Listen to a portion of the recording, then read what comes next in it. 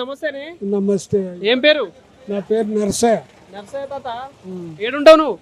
నేను మొన్న వచ్చిన ఇక్కడ. నేను ఉన్నది మాది సిద్దిపేట జిల్లా, హరీష్ రావు జిల్లా, హుస్నాబాద్ తాలూకా. ఎమ్మెల్యే ఎవరు? మీ ఎమ్మెల్యే ఎవరు? మాకు ఎమ్మెల్యే పొన్నం పావకర్, కాంగ్రెస్ పార్టీ మంత్రి. ఓకే, సో ఎట్లుంది మరి పని? ఎట్లా చేస్తారు? ఏంది కాంగ్రెస్ ప్రభుత్వం ఎట్లా? రోడ్లు బీడ్లు అన్ని బాగా చేసిండు పొన్నం ప్రభాకర్. ఆయన ఎంత దూరం ఉన్నాడో అంత దూరం బాగా చేసిండు. కానీ ఈ పైసలు ఈ పింఛన్ అనేది గవే 2000 ఇస్తాడు. 2000 ఇస్తాడా? 4000 ఇస్తా అన్నాడు కదా. 4000 ఇస్తా అన్నాడు కానీ లేవు. లేవా? మాటలు చెప్పిండు.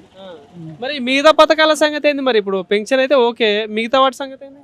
ఇక మిగతా వాటి సంగతి ఉన్నదో గట్లున్నది వాళ్ళది.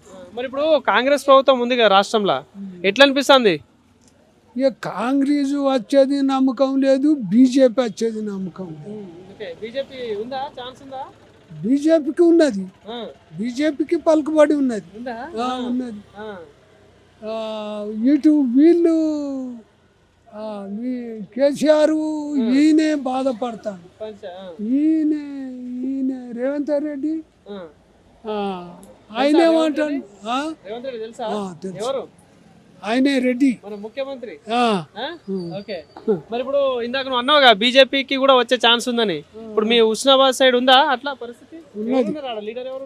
ఆడ లీడరు ఒక రెడ్డి ఉన్నాడు.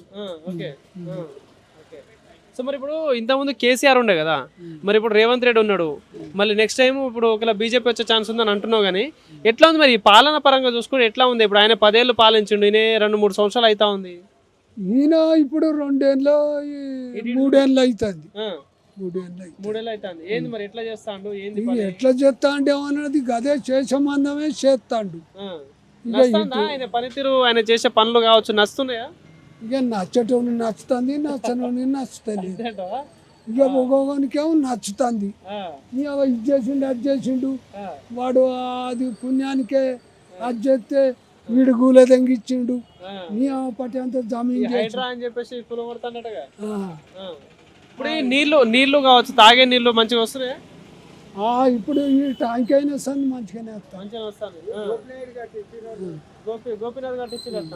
ఓకే, మరి ఇప్పుడు మళ్ళీ ఓట్లు వస్తాయి ఈసారి. ఏది జిహెచ్ఎంసీ ఎలక్షన్స్ వస్తాయి. మరి ఈసారి ఓట్లు వస్తే ఇప్పుడు ఈ 3 పార్టీలు ఉన్నాయి, ఎవరిని గెలిపిస్తే బాగుంటుంది అంటావు మీ అనుభవంలో? మా అనుభవంలో మరి మేము అనుకున్నోడు గెలుస్తాడా? ఎవరు అనుకుంటున్నావు చెప్పాలి. మేము అనుకునేది ఈ బీజేపీ వాళ్ళు. ఇప్పుడు ఇతర దేశాలలో కూడా బీజేపీ బాగా ఛాన్స్ ఉంది.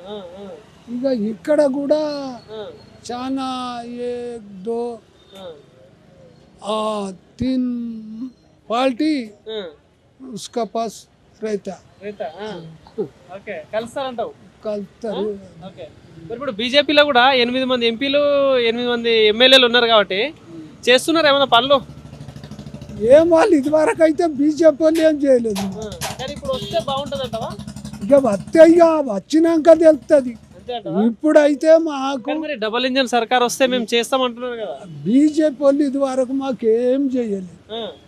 5 పైసల అంతే.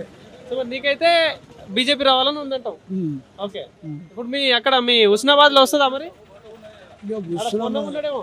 పొన్న ఉన్నాడు. సిద్దిపేటలో వస్తాడా మరి? దేవునికి ఎరక పొన్న. ఓకే, సరేనే, థ్యాంక్ యూ.